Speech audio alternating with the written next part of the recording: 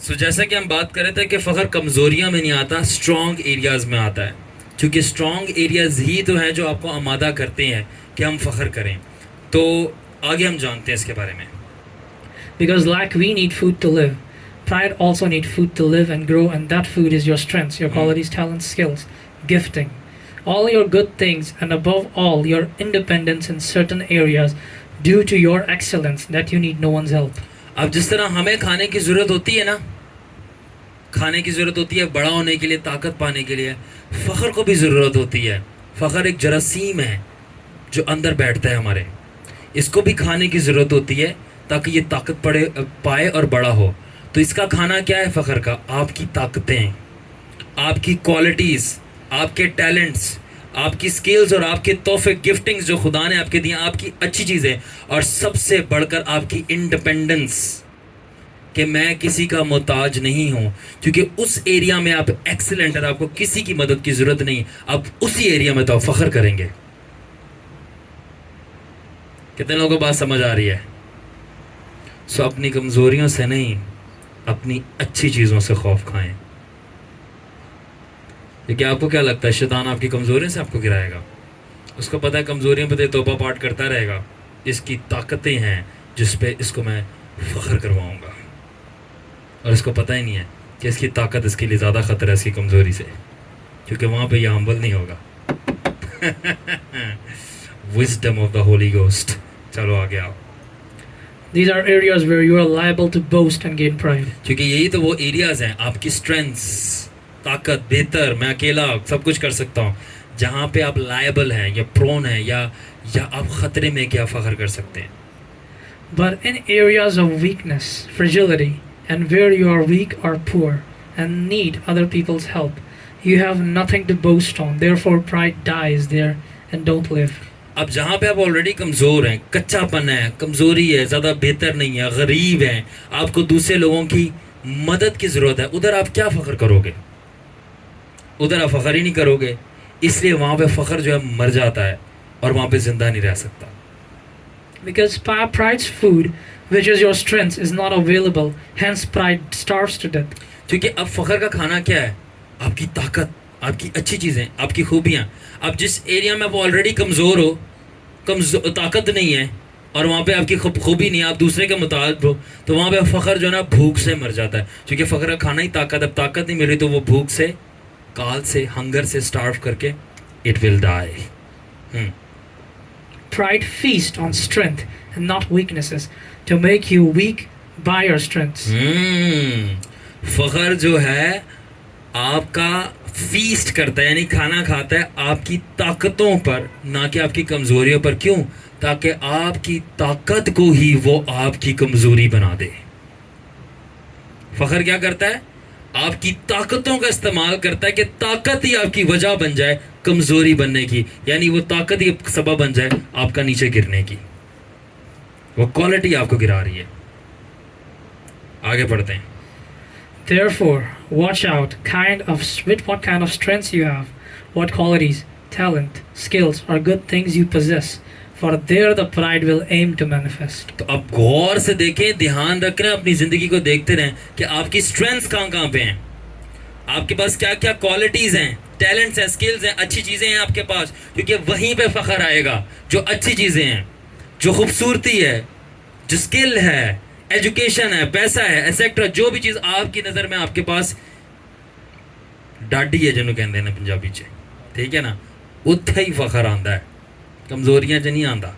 तो वहाँ पे मोहतात रहें। आगे का एग्जाम्पल्स देंगे, धमाकेदार चटपटी examples. So, for example, I know a lady, she cooks food very well, but if someone cooks food better than her, she easily takes out error and won't admit meal is delicious. She will just say the food is fine, not admitting fully that the meal is splendid. ठीक है, अब ये camera ज़रा check कर लें, ये record सही हो रहा है? क्योंकि अब ख़तरनाक एग्जाम्पल की तलवारें चलने लगी हैं, तो ये रिकॉर्ड होना चाहिए प्रॉपरली, क्योंकि ये फिर तमाम देशों में ये कातिलाना एग्जाम्पल्स जाएंगी और बहुत सारे लोगों की जो है ना ये छुरियाँ मारेंगी। अब मैं जानता हूँ एक ऐसी खातून को जो कि खाना बहुत अच्छा बनाती हैं, मगर अगर कोई दूसरा उनसे अच्छा खाना बना ले, वो आराम से उसके अंदर जो है ना इंग्लिश में एरर और उर्दू में कीड़े निकाल लेंगी।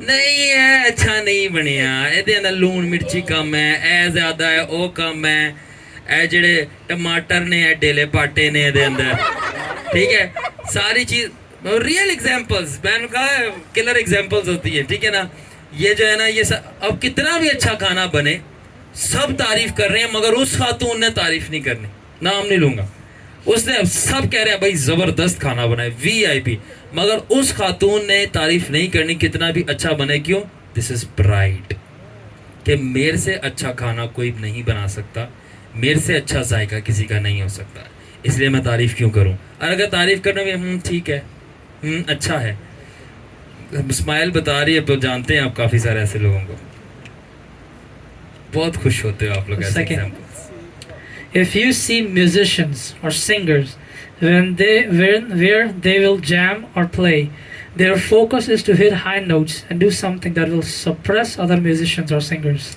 ठीक है अब ये हो सके तो ये मेरी क्लिप काट के जो है ना आप सारे वर्शिपर्स और म्यूजिशियंस को भेज दो जब भी ये सारे गाने बजाने वाले जमा होंगे ठीक है ना रियाजत करने के लिए या लाइव परफॉर्मेंस के लिए ठीक है अब इनकी पूरी कोशिश होगी कि एक दूसरे को दबाए ज़्यादा से ज़्यादा हाई नोट मार के या गरारियाँ मार के या पीस ऐसा मारे कि अब वो बजे वाला ऐसा पीस मार रहा है कि बेचारे सिंगर को नहीं गाना आ रहा या सिंगर इतना हाई वोकल पे ले जाए अब उसको बजाने अगर आपने ऐसा कर दिया जी बल्ले बल्ले बहुत इसकी ये बड़ी खूबी है हाँ ये इसकी खूबी है जो इसको जहन्नुम में लेके जाएगी वेरी गुड ये बहुत अच्छी इसकी खूबी है इसको मुबारकबाद दो कि तेरा दोज़ख का वीज़ा लग गया स्टैंप हो गया इसको मुबारकबाद दो कि तू अपने वहाँ पे तू खुदा की प्रस्तिश करने आया कि मुकाबले करने आया सी दिस तो ये क्या है कि म्यूजिशियंस और सिंगर्स वहाँ पे क्या करेंगे जब भी जैमिंग करेंगे इंग्लिश में जैमिंग उर्दू में रियाजत के लिए जमा होंगे तो उनकी कोशिश होती है कि वो ऐसे नोट्स मारें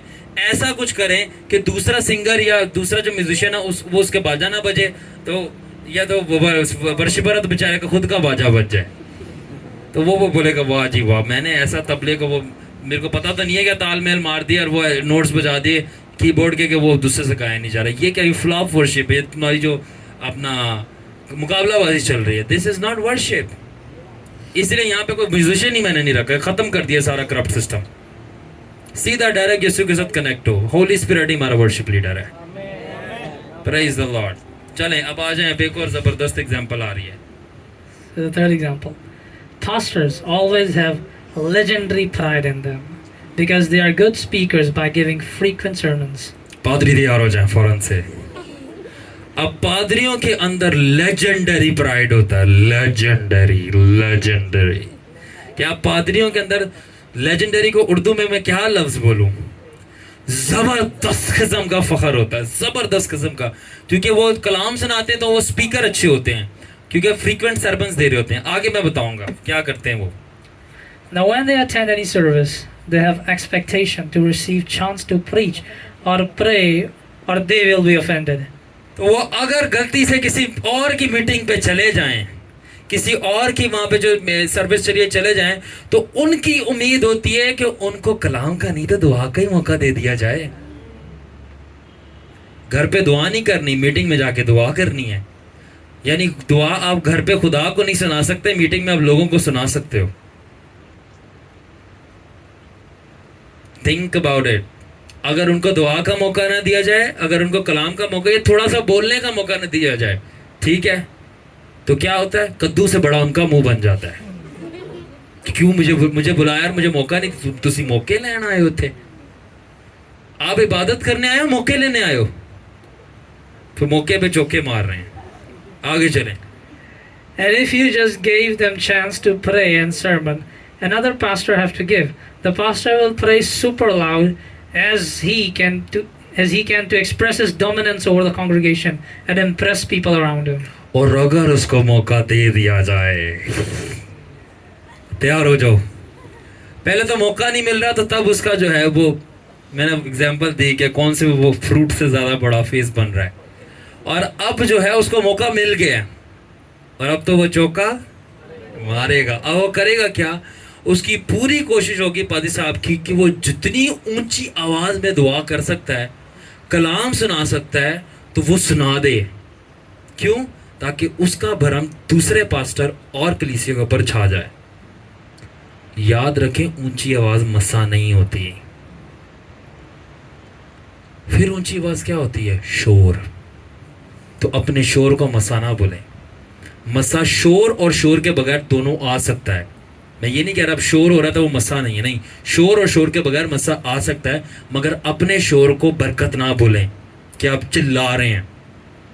शाउट करना गलत बात नहीं, आगे मैं डिस्कस करूंगा, बट अगर मकसद क्या है कि अब दूसरे ने मुझे मौका दे दिया तो मैं लाउड प्रेयर करूं, सुपर लाउड, ताकि जब मेरी सुपर लाउड दुआ हो तो सारे मुझे सुनना शुरू हो जाए।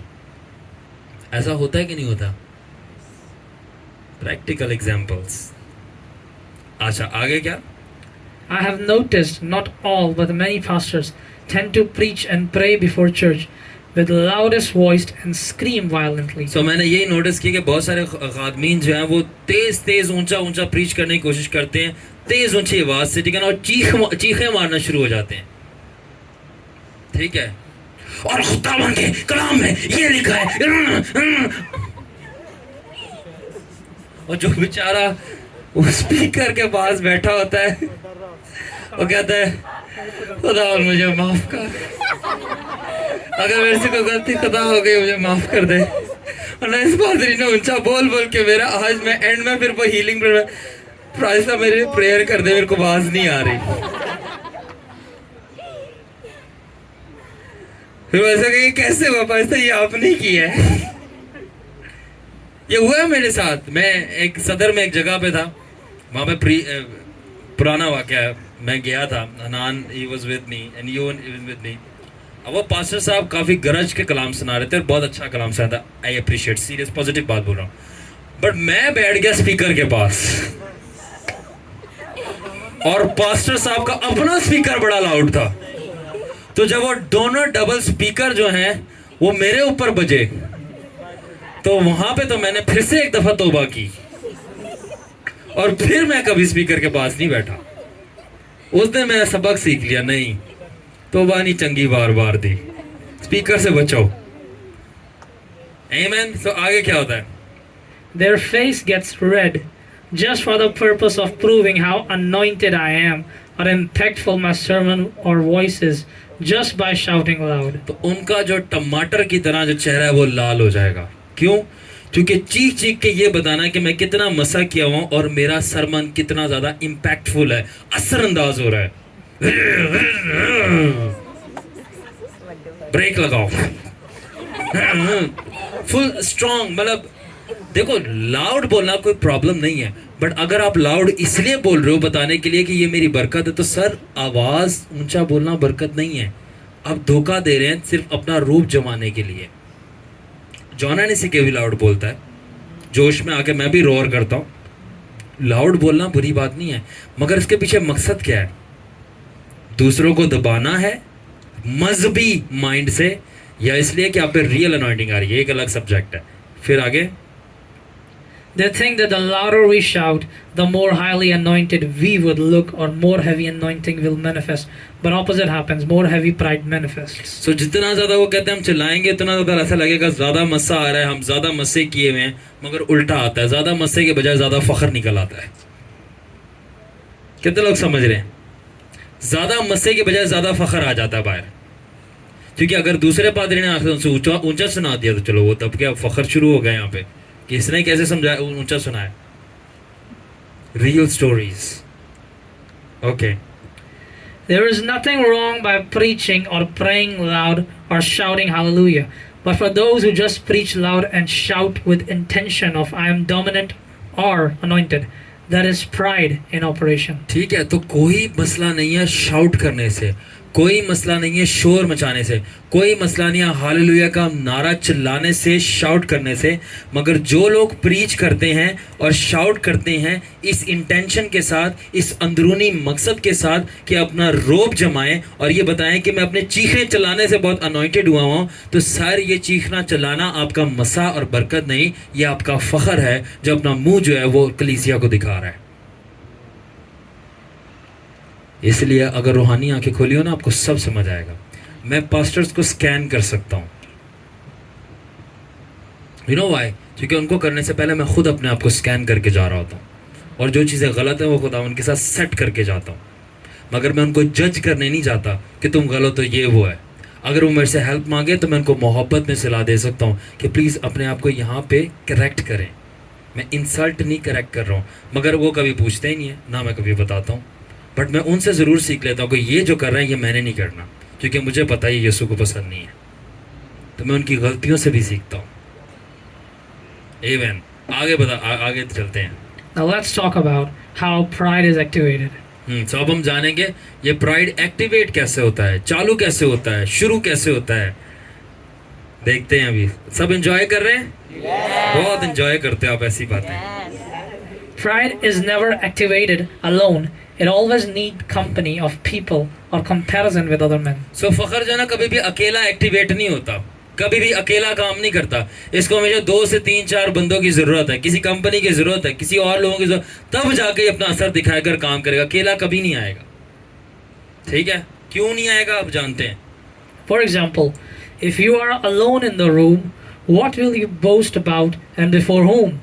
But if you are with few people, you have chance to talk about your differences, prove your highness and their aloneness by reason of boasting. ठीक है, अब अगर आप अकेले कमरे के अंदर हो तो आपको क्या फखर आप करोगे, किसके सामने करोगे। फखर को लोगों की जरूरत होती है। क्यों? ताकि आप उनके सामने ये चीज जाहिर कर सको और उनको बता सको तुसी थल्ले हो तो मैं ऊपर हाँ। तो अगर अकेले हो आप तो किसको हम बताओगे तुम नीचे हो मैं ऊपर हूं। अगर आप अकेले किसको आप बताओगे कि मैं बेहतर हूं तुम मेरे से बदतर हो। तो फखर कभी भी अकेले नहीं होता, ग्रुप में होता है, जब आपके साथ दूसरा बंदा होता है। इसलिए सबसे ज्यादा फखर पता कब होता है? जब पादरी जमा होते हैं, तब कंपटीशन लगता है कौन ऊपर है कौन नीचे है। मैं आपको बताता हूं, सबसे ऊपर उनमें पता है कौन है? जो सबसे अपने आप को नीचे झुकाता है, वो सबसे ऊपर है। यानी कि वो बंदा जिसको पुलपिट पे मौका भी नहीं मिल रहा, मगर वो मौका मांग नहीं रहा और उसकी ख्वाहिश ही नहीं है। जब ये ख्वाहिश ही मर जाती है ना, उसको पुलपिट मिले ना मिले, आसमान की बादशाही में उसको यीशु मसीह के साथ एक तख्त मिल जाता है। सब आप डिसाइड करें, आपको पुलपिट चाहिए, आपको तख्त चाहिए। मैं आपको बताता हूँ, पादरियों को पुलपिट चाहिए, तख्त वक्त नहीं चाहिए। उनको क्या लगे बादशाही में तख्त लेने से? उनको पुलपिट चाहिए ये प्रीच करने के लिए कि जाओ तख्त लो, मगर उनको चाहिए नहीं। और अगर हो सके वो आसमान की बादशाही पे भी वो पुलपिट ही मांग रहे होंगे। मगर जो ट्रू मैन ऑफ गॉड है उनको पुलपिट से कोई लेना देना नहीं होता। वो तख्त पे बैठते और पुलपिट खुद ही उनके पास आया था, जैसे मेरे सामने आ गया है। मैंने कोई इसकी डिजायर नहीं की, मैंने कोई नहीं पुलपिट मांगा, ना मिनिस्ट्री मांगी है। मैं तो करना भी नहीं चाहता था।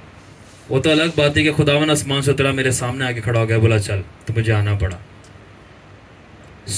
मैंने ओबे किया खुदावन को। ये मेरे लिए काफ़ी था कि मैं रोज़ कमरे में बैठ के मिलता था, यीशु मेरे सामने आता था। ये सेटिस्फाइंग था मेरे लिए। एनीवेज, तो मैं आपका माइंड खोल रहा हूँ क्या ज़्यादा इम्पॉर्टेंट है। जब आप सिर्फ जीसस की तमन्ना करते हो ना, तो बाकी सारी चीज़ें फिर आपकी तमन्ना करती हैं। ऑलवेज रिमेंबर, मैंने कुछ नहीं मांगा जीसस के अलावा, अभी भी कुछ नहीं मांग रहा, सब खुद ब खुद ही आ ही जा रहा है। Because I know the secret. Come on. Pride is all about comparison. To compare oneself with another, that you are higher, another lower. Without comparison and being alone, you just can't boast and manifest pride. ठीक है, जिस तरह मैंने बताया, फखर किसके बारे में? सारी बातें कंपैरिजन के बारे में, एक दूसरे से कंपेयर करना कि मैं बेहतर हूं तो बदतर है, मैं ऊपर हूं तो नीचे है। इसी तरह तो वो फखर कर पाओगे, इसी तरह आप ढूंढ पाओगे जो कहते हैं। तो अगर आप कंपेयर ही नहीं करोगे तो कैसे आप फखर कर पा रहे हो? See that is common. तो वहाँ इसका मतलब ये है कि अगर आप कंपेयर करना छोड़ दो तो आपका फखर वहीं मर जाएगा। मैं किसी से भी अपने आप को कंपेयर नहीं करता। मैं क्यों करूं कंपेयर? खुद की अपनी कॉल है, मेरी अपनी कॉल है, उसकी अपनी मिनिस्ट्री है, मेरी अपनी मिनिस्ट्री है। मैं क्यों अपना वक्त ज़ाया करूं कंपेयर करके? उसका इतना बड़ा चर्च है, खुदा ने ये दिया वो दिया, अच्छी बात है, खुदा उसको और दे। हाँ, मगर आप मेरे बारे में नहीं बोलते ऐसा।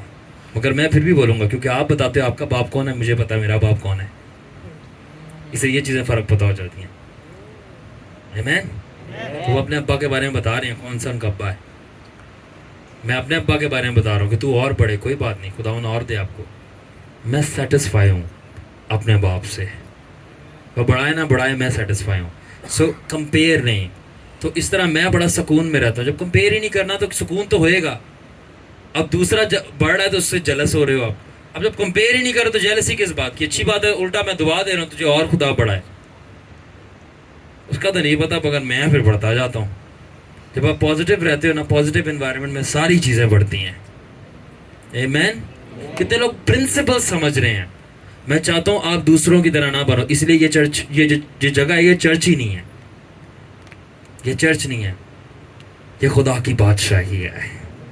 आमीन। You all know that. So, Therefore, when we don't compare knowing your uniquenesses, that is humility and wisdom. so जब हम अपने आप को कंपेयर नहीं करते ना, तो ये दो चीज़ें हैं। एक तो ये समझदारी है, ठीक है, हिकमत है, और दूसरी ये खाकसारी है। आप एक खाकसार हो, हम्बल हो कि मैं क्यों कंपेयर करूं, कोई बात नहीं, खुदा और बढ़ाए। और दूसरा ये समझदारी है। क्यों समझदारी? अगर मैं कंपेयर करना शुरू हो जाऊं, सुकून ही नहीं है मेरे पास रहेगा। अब थोड़ी देर के बाद पता चलेगा वो पास्टर का एक और कन्वेंशन करवा रहा था, अब इधर आग लग गई। हाय, वो तो कन्वेंशन करा रहा है, मेरी तो अभी तक कलीसिया नहीं बड़ी, वो कन्वेंशन करा रहा है। अब कंपेयर शुरू हो गया ना, अब सुकून भी गया। जब कंपेयर ही नहीं है तो चलो के बैठो, दुआ करो, एंजॉय करो, रोजे रखो 40 दिन के, उसके बाद कढ़ाई के साथ खोलो, एंजॉय करो जीसस के साथ। Jesus and me and that's it. आप कौन हो? मुझे पता ही नहीं अपने पड़ोसी का, उसकी कितनी कलीसिया, अच्छा अगर है तो और बढ़े। It's about Jesus and me. आप कब से आ गए मेरे पास? अच्छी बात, आप जो मर्जी करो, मुझे क्यों इंटरेस्ट लगे? It's just like that. एक शादीशुदा बंदा है, ठीक है, मर्द हो या औरत हो, वो दूसरे के घर वाला या घरवाली में इंटरेस्टेड हो। Y for?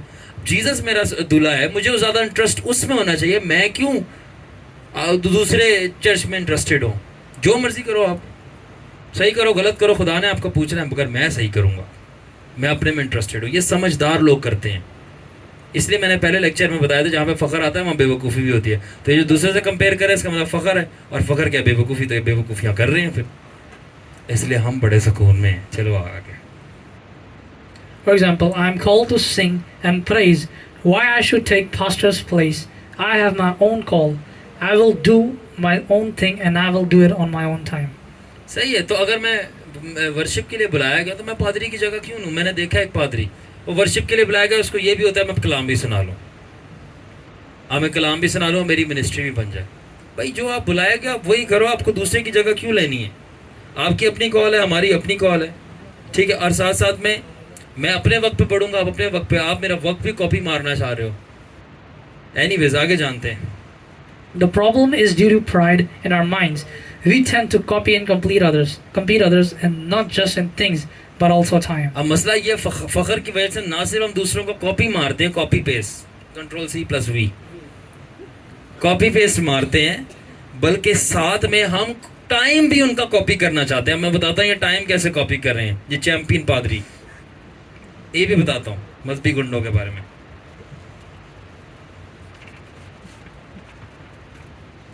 नहीं तो अगर नहीं कर रहे तो आप बताएं, मैं नहीं बोलूंगा। बताना तो है ना। जब तक आप असल का नहीं बताओगे तो नकल का कैसे पता चलेगा? या तो नकल का बताओ तो फिर असल का पता चल जाएगा। तो डिसर्नमेंट होना चाहिए। मैं किसी पे अदालत नहीं ला रहा, मैं सिर्फ आंखें खोल रहा हूँ कि आप इम्तियाज करना सीखें। कितने लोगों को ये बातें समझ आ रही हैं? इसलिए जो भी बंदा यहाँ से होकर जाता है उसकी अक्ल खुल जाती है। Okay. If they have open churches or have having convention, we will also have it, and we will have it 2 times in a year, while they have one. Religious fools even copy and compete for time. अब देखें, अब क्या है, अब उन्होंने इस साल church खोला है ना, अब हमने भी चर्च खोलना है। अब उन्होंने इस साल 1 कन्वेंशन कराई है, हमने 2 करवानी है।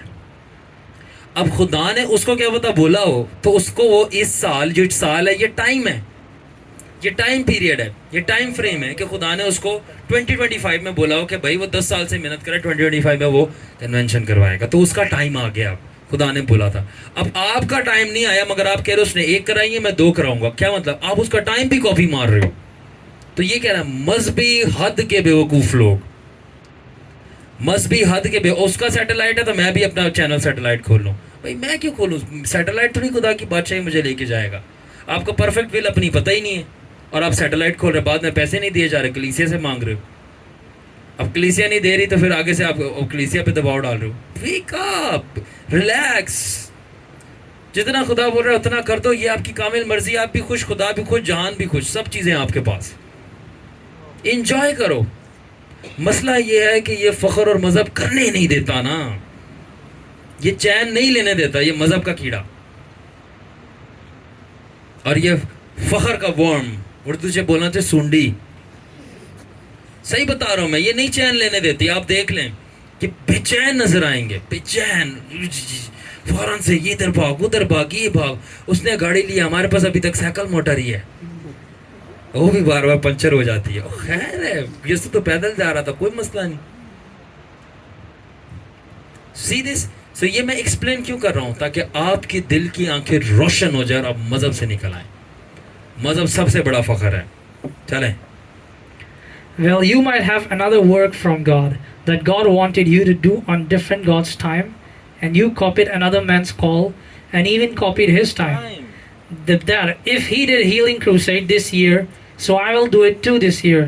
And by all this you disobeyed and made God angry. अब सुने जरा, ये गौर से ये कानून समझे। अब क्या है कि ना सिर्फ आपने दूसरे खुदा के खादम का काम कॉपी किया, बल्कि क्या हुआ कि आपने उसकी टाइमिंग भी कॉपी की। अब उसके लिए ये टाइम था खुदा की तरफ से, वो इस साल हीलिंग क्रूसेड या कन्वेंशन कराता, आपके लिए नहीं था। अब क्या हुआ, अब क्योंकि उसने किया तो मैंने भी करना, मैंने तो थप्पड़ मार के मुंह लाल करना है ना, अगर उसका लाल है। यही हमारे पादरियों के फलसफे। तो क्या है, अब उसने कन्वेंशन कराई है, अब मैं भी करवाऊंगा। एंड गेस व्हाट, आपने कन्वेंशन करा के खुदा को नाराज कर दिया, क्योंकि आपका टाइम ही नहीं था। और आप कह रहे हो हालेलुया, खुदा का जलाल, कितनी सारी अवाम आई नीचे, खुदा का वाह बल्ले बल्ले, पास्टर के पास बड़ी बरकत है, इतनी अवाम इकट्ठी की है। अवाम इकट्ठी करने की बरकत कब से आ गई, बड़ी बरकत, इतनी सारी बसें गई। भाई ये बसें आना, अवाम इकट्ठी होना, लाइटें लगना, ये बरकत कहाँ है? इससे क्या हो क्या रहा है मुझे बताओ। मैं बताता हूँ, नंबर एक्सचेंज, रिश्ते, ये मदद हो जाती है। I am telling the truth. उसका टाइम था, उसने किया, रियल मैन ऑफ गॉड ने। आपका नहीं था, आपने कॉपी मार के आपने भी कन्वेंशन करा ली। अब आपका नहीं था, खुदा कहता वेट, तेरा भी नहीं, तेरा आगे जाकर, आपने पहले करा लिया, अब खुदा आपसे नाराज हो गया। याद रखना, जिस चीज पे लोग आपकी तारीफ करें ना, वही चीज है खुदा उसी बात पे आप पे तपा हुआ है।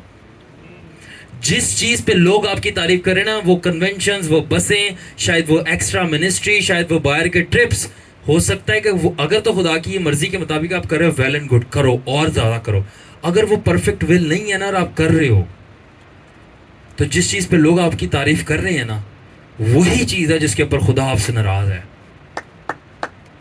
बी वेरी केयरफुल, होश में आ जाओ, बेवकूफ ना बनो। People compete and copy. If they have 200 members, I will have 500 and more branches than him. While your call could be not congregation but outreach, and you copied another man and destroyed your call. Hey man, Alfred, just check camera is okay? Yes. ठीक है। अब क्या है कि अब आपको copy तो करना है। अब उसके 500 की कलीसिया थी, अब मेरी 200 की, अब मैं कैसे सुकून में बैठूं भाई? अब मुझे ये बताएं, पीछे तक बताएं आप, ये ऐसा हो रहा है कि नहीं होता?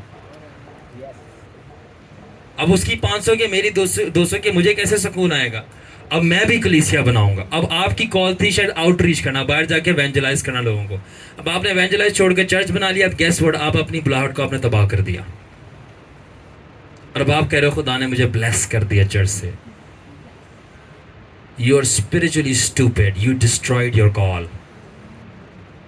आप रूहानी बेवकूफ हो कि आपने अपनी बुलाहट तबाह कर दी। आपको चर्च नहीं, आपको बाहर बनाना था, बाहर जाके आउटरीच करनी थी।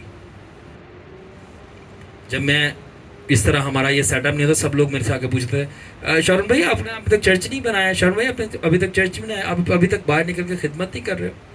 मेरा जवाब तो ये देना चाहता था, मैं आपकी तरह बेवकूफ़ नहीं हूँ, बट मैंने ये दे नहीं पाता था, ठीक है, वो मेरे बड़े थे। यार तुसी बेवकूफ़ हो, मैं थोड़ी हूँ। तुम्हारे अंदर मजहब है, मेरे अंदर थोड़ी है कि बाप से घर पे बैठा नहीं जा रहा। आपको घर पे कांटे लगे हैं, मगर मेरे घर पे खुदावन की शिकायना ग्लोरी मैनिफेस्ट कर रही होती थी। मैं क्यों बाहर निकलूं? मेरे लिए तो घर जन्नत बना हुआ था मेरा। आर्क एंजल्स आ रहे थे, हिस्कियल में लिखे हुए फरिश्ते वो आ रहे थे, मुकाशवा के जो बुजुर्ग थे वो आ रहे थे, यीशु मसीह आ रहा था, पाकरू आ रहा था, बाप आ रहा था, मैं खुद आसमान पे जा रहा हूँ, आना जाना लगा हुआ है, हमारी मिठाइयाँ चल रही हैं आसमान के साथ, खुदा आ रहा है, मैं मेरे तो घर पे ही जो है वो फुल चिल्लर एसी चल रहे हैं आसमान के। मुझे क्या पड़ा है, जब खुदा ने बोला चलो बाहर निकल, बाहर आ गए, एंड गेस व्हाट, वो जो माहौल था मैं साथ ले आया बाहर। तो मैं क्यों चर्च बनाऊं, मेरी कॉल नहीं। तो ये मजहब आपसे वो भी कराता है और फख्र आपसे वो भी कराता है जो आपका काम ही नहीं है, फिर वो चीज़ तबाह हो जाती है। I am opening your mind. So you don't grow by copying another man's call or church, but their hard work and wisdom for your own call. अब याद रखना, आप कभी भी नहीं बढ़ते एक दूसरे मैन ऑफ गॉड की कॉल या उसका काम चुरा के। वो कर रहे हैं तो मैंने भी करना है, वो कर रहा है तो मैंने भी करना है। आप किस तरह ग्रो करते हो, उसका आप काम नहीं चुराओ, उसकी आप कॉल नहीं चुराओ, उसको कॉपी नहीं मारो।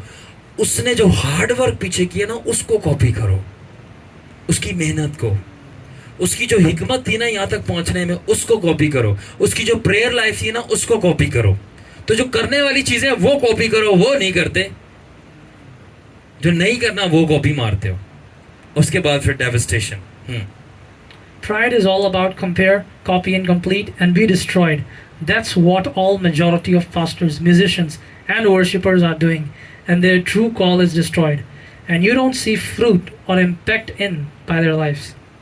वही बात की कि प्राइड का सारा दारोमदार कंपेयर करने पे, दूसरों को कॉपी करने पे, मुकाबलाबाजी करने में, और आखिर में खुद जो है ना तबाह हो जाने पे। तो यही आजकल के बहुत सारे पास्टर्स, म्यूजिशियंस और वर्शिपर्स कर रहे हैं, और उनकी असली बुलाहट जो है वो तबाह हो रही है। और इसलिए आप उनकी लाइफ में कोई फल नहीं देखते, कोई फल नहीं देखते। सबसे पहली बात, उनके पास जाके उनके पास एक अजीब सी ब्लेसिंग्स निकलती हैं जो कि आपको सोने पे आमादा कर देती हैं। भाई साहब कलाम सुना रहे, इंतजार हो रहा था कि कब ये कलाम खत्म होगा और मैं जान बचा के घर भागूंगा, क्योंकि मैं इधर आने से अपने जिस्म पर, बुराइयों पर, बदूहों पर, गुनाहों पे तो गालिब नहीं आया, मगर मेरी नींद मेरे पे गालिब आ गई है। पर जो तो, और अब हर संडे के संडे ये मेरा मुकाबला होगा, किससे? बदरूहों से? अरे नहीं, नींद से। ट्रू स्टोरी, ऐसा है। अब खुद आप कह रहे हैं। So in my own personal experience, I was once asked by someone. He showed me big crusade and big congregation of another man of God, and in which he was saying, we don't do crusade to earn money, but spreading the gospel. I replied to him and said, I have this to say that I have nothing to say. मुझे एक दफ़ा किसी ने दिखाया कि एक pastor का बहुत बड़ी कन्वेंशन हो रही थी, और मुझसे पूछा गया, और वो पास्टर कह रहा था हम नहीं कन्वेंशन कराते पैसा कमाने के लिए। तो मुझसे किसी ने पूछा कि आप बताएं आपका क्या कहना है, ये जो कह रहे हैं कि हम नहीं कन्वेंशन कराते पैसा कमाने के लिए, आप क्या कहना चाहते हैं? मैंने बोला मैं ये कहना चाहता हूँ कि मैं कुछ भी नहीं कहना चाहता। हिकमत क्या आला, मैं ये कहना चाहता हूँ कि मैं कुछ भी नहीं कहना चाहता। अब उसकी वजूहात हैं, क्या है? First, I'm busy in my own call. What I have to do another man's call. तो मेरी पहली वजूहात क्या है? मैं अपनी बुलाहट में मसरूफ हूँ, मुझे क्या दूसरे मैन ऑफ गॉड की बुलाहट से? जो कर रहा है करे, मैं अपने में मसरूफ हूँ, मुझे क्या वो जो मर्जी करे। पहली वजूहात मेरी। दूसरी ये क्या है? I have my own philosophy on this. Don't just mind your own business, but also mind your own calling. तो मेरी ये दूसरी एक फिलॉसफी ये भी है कि सिर्फ ना सिर्फ अपने काम से काम रखो, बल्कि अपनी बुलाहट से भी बुलाहट रखो। ये नहीं कि सिर्फ काम से काम रखो, काम से काम तो हम तो रखते हैं, मगर बुलाहट पे नजर तो दूजा की करंडे है। ठीक है, तो काम से उसके प्रोजेक्टर आया, मेरे पास प्रोजेक्टर क्यों नहीं आया? वो पास्टर के पास आईफोन भी है और मैं अभी तक 3310 लेके घूम रहा हूँ। ठीक है, अब ना सिर्फ काम से काम रखें बल्कि अपनी कॉलिंग टू कॉलिंग भी रहें। तो ये मेरा फलसफा है। ठीक है, आगे दूसरी रीजन क्या है? The second reason, he is doing right or wrong. God is his judge and answerable to God. I am not his judge or he is not answerable to me. So what do I have to do with what he's doing? मेरी दूसरी reason मैंने बोला कि मैं ये कहना चाहता हूँ कि मैं कुछ नहीं कहना चाहता, और वो ये है कि भाई वो सही कर रहा है या गलत कह रहा है, ये खुदा उसकी अदालत करेगा, मैं कौन होता हूँ उसकी अदालत करने वाला? क्योंकि आखिर में उसने खुदा को जवाब देना है, मुझे थोड़ी जवाब देना। तो मैं क्या अपना वक्त जाया करूं उसके ऊपर बोल के कि ये क्या कर रहा है? Common sense. मगर यही चीज करना हमारे लीडर्स के लिए बहुत मुश्किल है। क्या? मुंह बंद रखना और कमेंट पास ना करना, वेरी डिफिकल्ट। और third reason, Third reason, may God grow him more and bless him more. And if he is not right somewhere in God's eyes, may God correct and help him. There is no jealousy and competition with own fellow servant in kingdom. और तीसरी reason ये है कि अगर वो convention करा रहा है तो मेरी ये दुआ है कि खुदा उसको और बढ़ाए, और अगर कहीं ना कहीं वो गलत है तो खुदा उसको ठीक करे, ठीक है ना? क्योंकि मेरे में ये कैसा मसीह है, मेरी बात सुने, मेरे में ये कैसा मसीह है, यीशु के कैसा यीशु है मेरे अंदर कि जो दूसरे खादम से जेलस हो जाए। ये कैसा जीसस है मेरे अंदर कि मैं अपने हम खिदमती भाई से सड़ना शुरू हो जाऊं। ये कैसा जीसस है मेरे अंदर। अब आप ये अंदाजा लगाएं, जो पादरी जेलस हो रहे हैं उनमें कौन सा जीसस है? कहीं ये बर यीशु तो नहीं है माल की किताब वाला?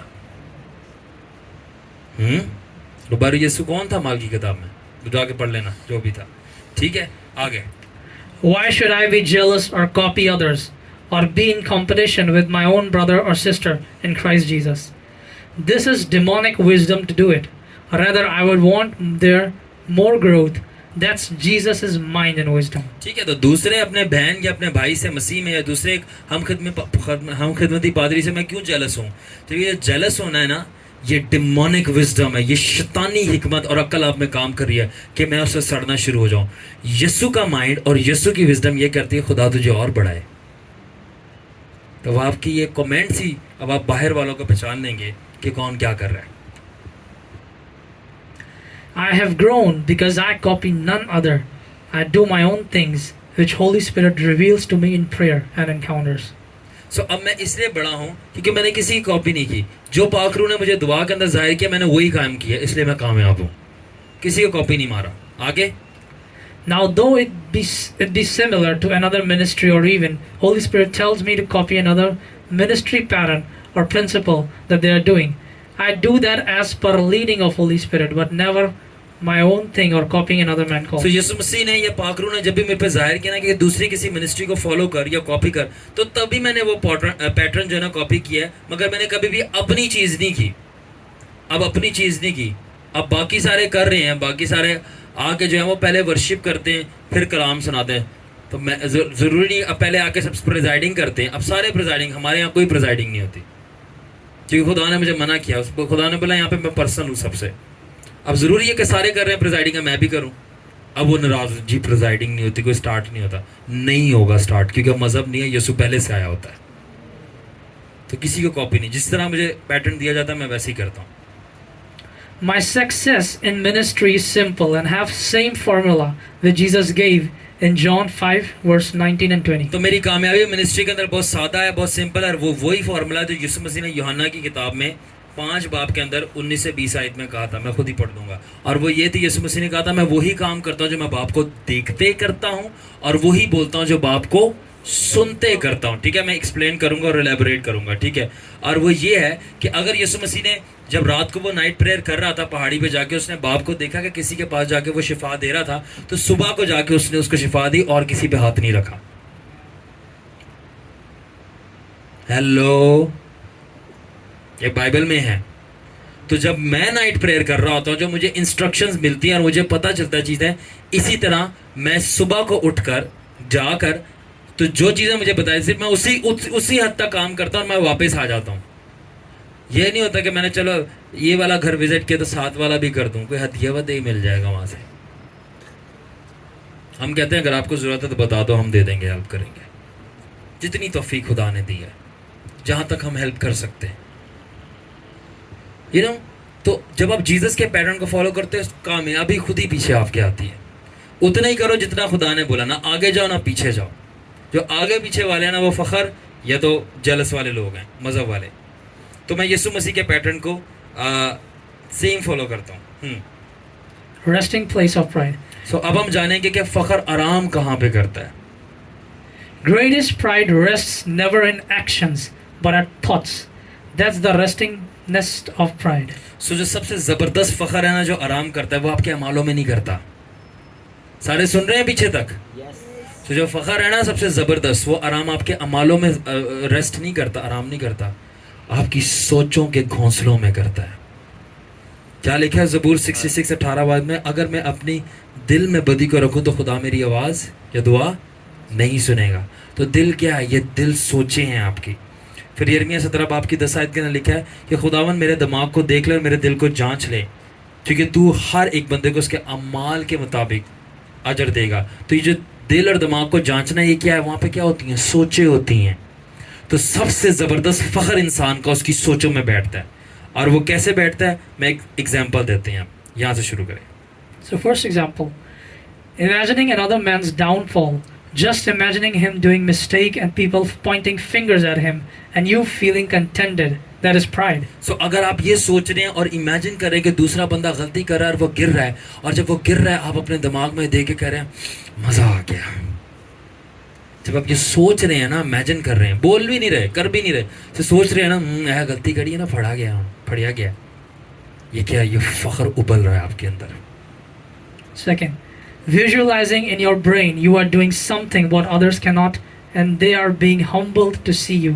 This is also mental pride. फिर से आप सोच रहे हैं और इमेजिन करें क्या कि आप कोई ऐसी चीज़ कर रहे हैं कि दूसरा नहीं कर पा रहा, और दूसरा वो जो नहीं कर पा रहा ना, आपको देख के कह रहा है वाह यार कैसा बंदा है ये, और आप कह रहे हैं देखा मैं ही कर सकता हूँ, ये नहीं, और दूसरा हम्बल हो रहा है। तो ये अपने दिमाग में, आप सोचो में क्या है? फ़ख्र चल रहा है। Come on. Third example, when a pastor is insecure to share his pulpit with his disciples and thinks that they may not surpass him, it's pride in mind thinking all this. सो एक पादरी जब अपने शागिर्द के साथ, कलीसिया के member के साथ अपना पुलपिट शेयर नहीं कर सकता, ये सोचता है, सोच मत है ये मेरे से आगे निकल जाएगा, मेरे से बेहतर हो जाएगा, ये फ़ख्र उसके अंदर जन्म ले रहा है, बल्कि जन्म ले चुका है। Fourth example, when a worship leader wants to sing his own and not be led by man of God, that is pride, for he thinks, I'm also something, let me sing myself, though he may never say all this and just think, but that's where the pride is, at thinking. सो जब एक worship leader हो और उसको बोल दो, एक worship leader XYZ कोई है जिसको बोला कि भाई ये स्टॉप कर दो गीत, अब इससे आगे नहीं गाना, क्योंकि आजकल के वर्शिप लीडर पैसे चार्ज करते हैं, क्योंकि अगर उसने 2-3 और गा दिया तो उसके पैसे लगेंगे। तो वो XYZ जो भी वर्शिप लीडर था या थी, उसने 2-3 और गा दिए, अब उसके पैसे भी बन गए। पहली बात ये भी गलत है। सेकंड बात, अब वो वर्शिप लीडर वो क्यों कंट्रोल हुए किसी से? अब ये क्या कि मैं क्यों पादरी की बात मानूं कि बस इससे आगे नहीं गाना। फ़ख्र कहाँ पे? दिमाग के अंदर।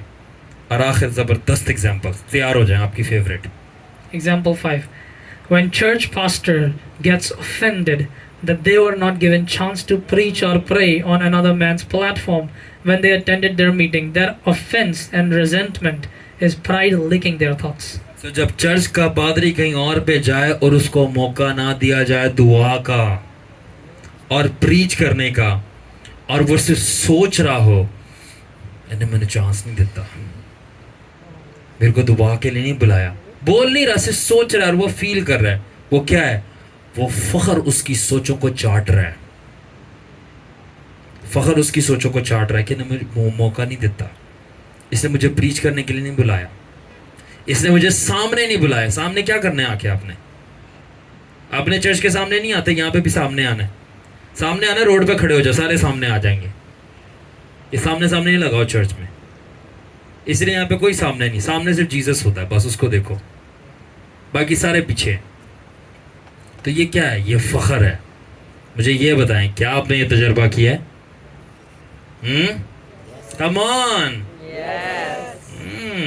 आंखें खुल रही हैं। Until now, I have shared areas and places where pride hides in a man, and that is his thoughts and areas of strengths. All right, and But let me now share there is another area where pride hides, which is out of a man. हम आखिरी तरफ जा रहे हैं। मैंने अभी तक share ये किया कि फ़ख्र कहाँ कहाँ छुपता है इंसान के अंदर, जो कि उसकी सोचें थी, ठीक है ना, और उसकी फीलिंग्स थी, उसके काम थे। अब मैं आपको बताने जा रहा हूँ, ये आखिरी पॉइंट है जो आपको हिला देगा कि कहाँ पे फख्र इंसान के बाहर छुपता है। क्या आप गेस कर सकते हैं? हाँ, चलें अभी जानते हैं। And you will be shocked to know that place. Are you ready? आप हैरान हो जाएंगे वो जगह जान के कि इंसान के बाहर फख्र कौन सी ऐसी एरिया है जहां पर रेस्ट करता है और पाया जाता है। आप हिल जाएंगे जान के।